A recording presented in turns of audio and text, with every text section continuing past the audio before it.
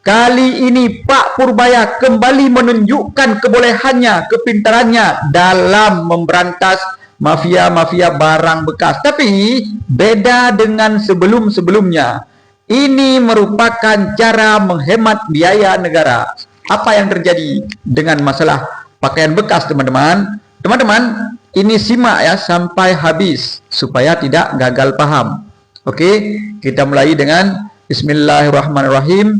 Alhamdulillah, Allahumma sholli ala Muhammad. Teman-teman, baru-baru ini kita melihat Pak Purbaya dengan begitu cerdasnya melakukan terobosan baru buat cara menangani masalah barang bekas yang masuk ke Indonesia. Beliau tidak lagi membakar.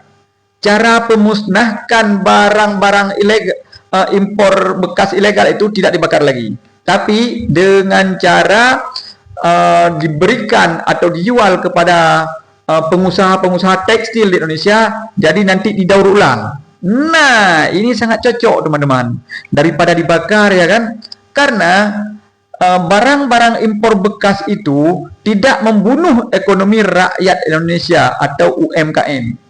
Tapi mereka kalau bisa dimanfaatkan, maka berguna untuk pengusaha-pengusaha tekstil, terutama dalam bahan baku yang begitu mahal, sehingga UMKM di Indonesia susah untuk bersaing dengan produk-produk import dari Cina.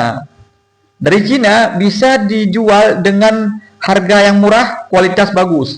Tapi produk lokal Indonesia yang diproduksi di Indonesia, ya kan, lebih mahal daripada produk Cina.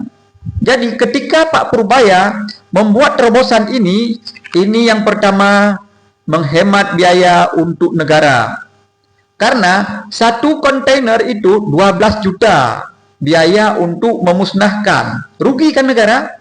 Inilah kehebatan Pak Purbaya. Dan ini arahan dari Presiden Prabowo.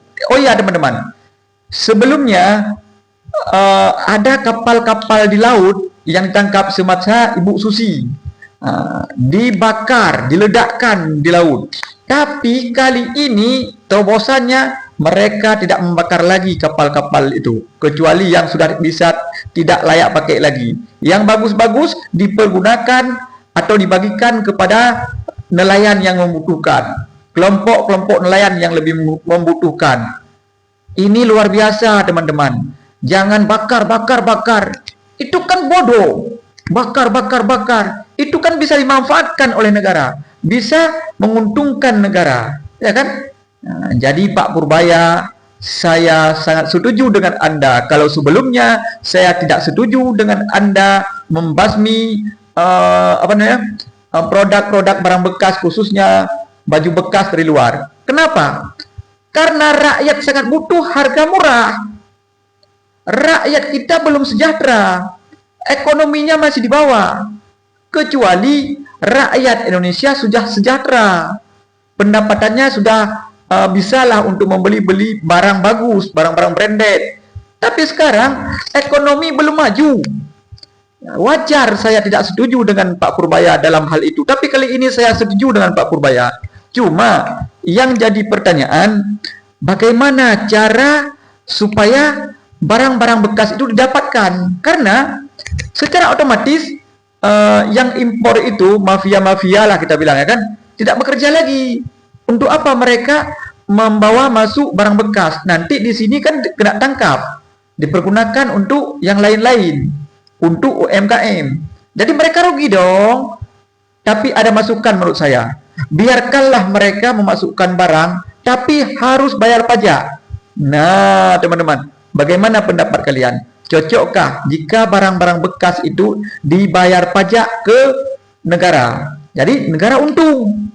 Nah, daripada barang-barang bekas itu tidak bisa diimpor ke dalam, tapi pengusaha-pengusaha pengimpor itu walaupun mereka mafia kan nggak ada kerjaan lagi.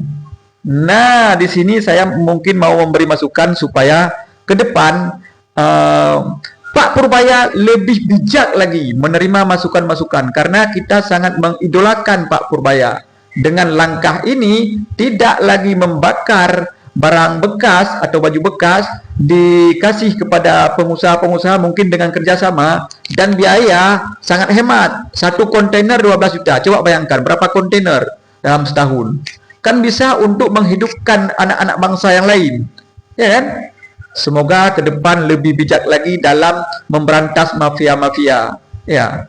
Oke teman-teman, dalam video kali ini kesimpulannya saya setuju dengan Pak Purbaya. Oke.